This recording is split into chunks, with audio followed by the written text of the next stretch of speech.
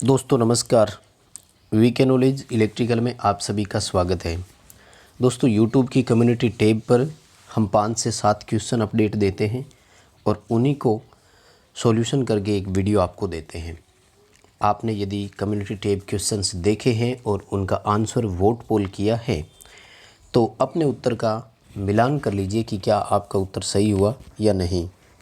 कोई सवाल आपको लगा कि ये अलग था तो उसका आंसर कैसे आएगा वो भी आप यहाँ से देख सकते हैं। तो आइए हम कल के जो सवाल हमने पूछे थे उनके आंसर के बारे में बात करते हैं।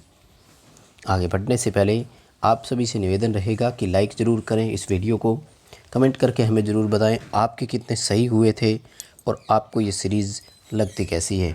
क्या हम आगे भी इसे और अच्छे से जारी रखें और क्वेश्चंस की संख्या और ज़्यादा करें। चलिए दोस्तों, एक सवाल पूछा मैंने कि आपके पास 10 माइक्रोफैरड के कैपेसिटर उपलब्ध है और आपको 12 माइक्रोफैरड कैपेसिटी प्राप्त करनी है। आपको कुल कितने कैपेसिटर की आवश्यकता होगी। देखो यहाँ पर इन्होंने एक तो ये नहीं बताया है कि आपके पास 10 माइक्रोफैरड के कितने कैपेसिटर हैं। इसका मतलब है कि आपके पास अनेक कैपेसिटर उपलब्ध है। जितनी आपको ज़रूरत है आप उनको अपनी आवश्यकता अनुसार जोड़ोगे। कैसे जोड़ोगे इसकी भी कोई बाउंडेशन नहीं थी, यानी सीरीज़, पैरेलल, मिक्स जैसे जोड़ना है आपको जोड़ना है। आपको तो ये बताना है कि यदि हमारे पास इतने कैपेसिटर हो तो हम ये धारिता प्राप्त कर देंगे।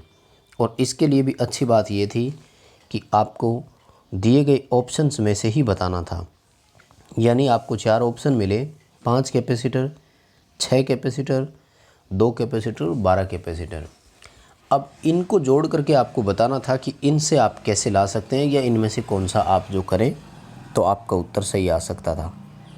अच्छी बात यह है कि लगभग 1200 वोट इसके लिए पोल हुए हैं दोस्तों, यानी लगभग 1200 कैंडिडेट ने प्रयास किया है उत्तर देने का।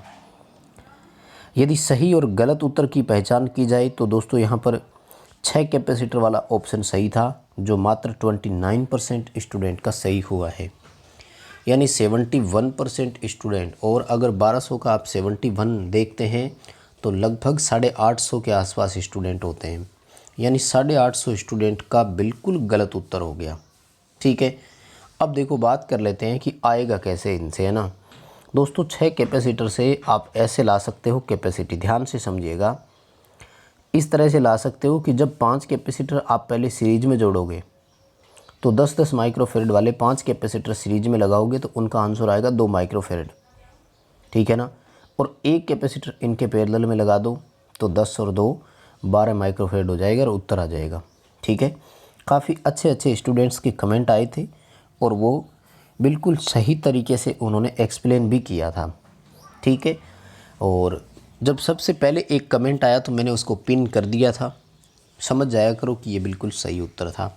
खैर कोई बात नहीं, आपका जो यहाँ पर आंसर है वो 6 कैपेसिटर रहेगा। उम्मीद करूँगा अब सभी को समझ में भी आ गया होगा।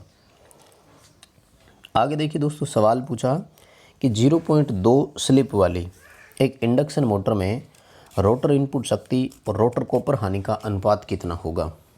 देखो दोस्तों, इंडक्शन मोटर में जो रोटर का कॉपर लॉस होता है ना, इसके लिए फॉर्मूला होता है slip into rotor input power, right.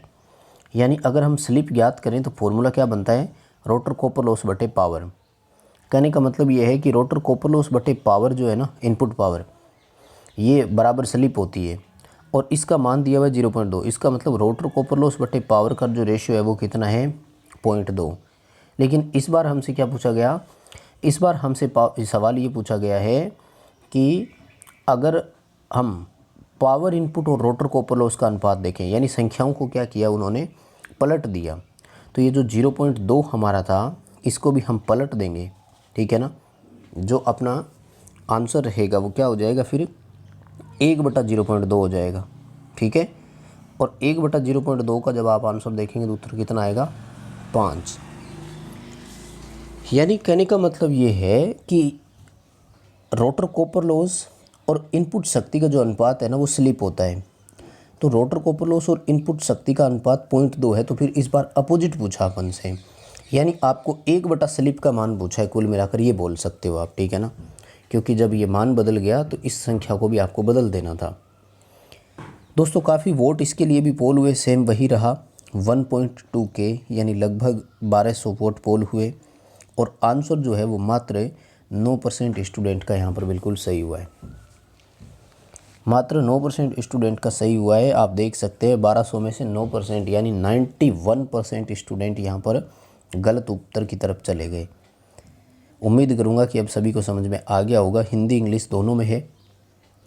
पूरी तरह से आप इस तरह के क्वेश्चंस को समझने का प्रयास करें।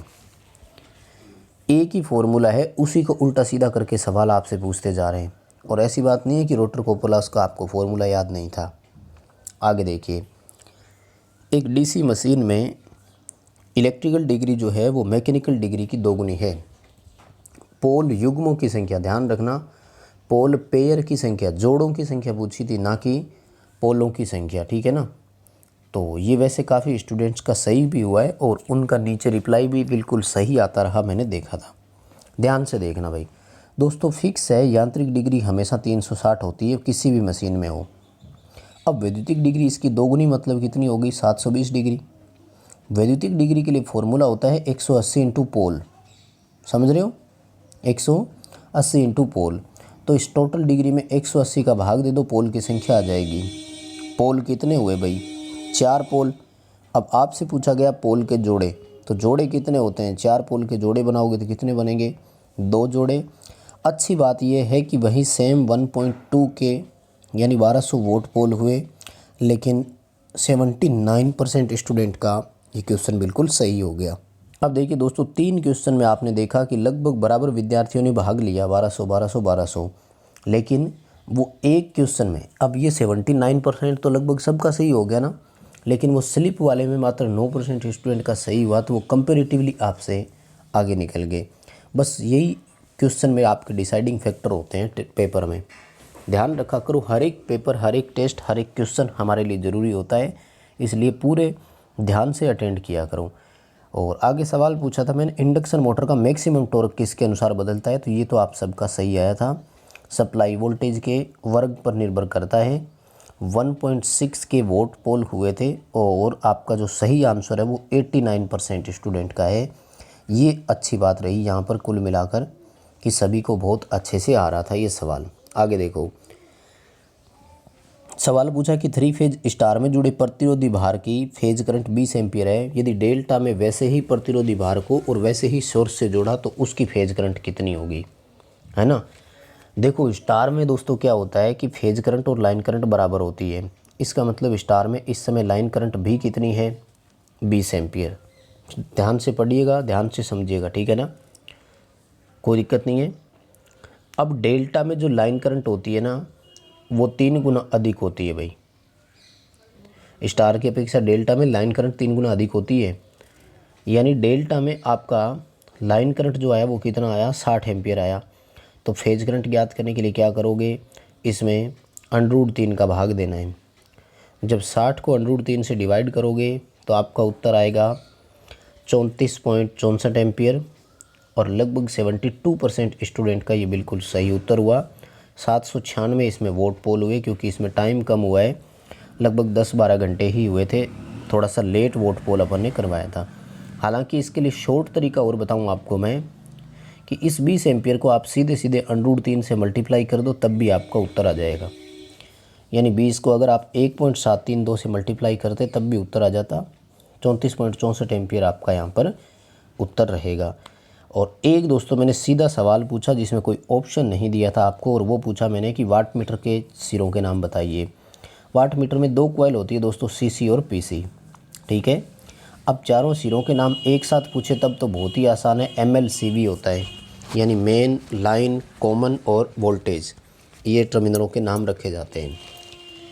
सीसी के जो टर्मिनल है वो M और L होते हैं और पीसी के जो टर्मिनल है वो C और V होते हैं, ध्यान रखना। तो ये कुल मिलाकर वाट मीटर में 4 टर्मिनल थे, M और L सीसी के, C और V पीसी के। सीसी सीरीज में जुड़ती है, पीसी पैरेलल में। सीसी मोटे तार कम टर्न की और पीसी पतले तार अधिक टर्न की होती है। तो कुल मिलाकर के दोस्तों यही पूछे थे मैंने आज के सवाल। और तरीका पसंद आता है तो लाइक ज़रूर करना, क्वेश्चंस की संख्या और बढ़ाएंगे। कमेंट करके ज़रूर बताना कि क्या क्वेश्चंस की संख्या और बढ़ाई जाए। डिस्क्रिप्शन में आपको लिंक दिया हुआ है, हमारा ऐप डाउनलोड ज़रूर करें। टेलीग्राम का लिंक भी दिया हुआ है, ज़रूर ज्वाइन करें वहाँ से आप। वीडियो को लाइक ज़रूर करना, चैनल पर नए हो तो सब्सक्राइब ज़रूर करना।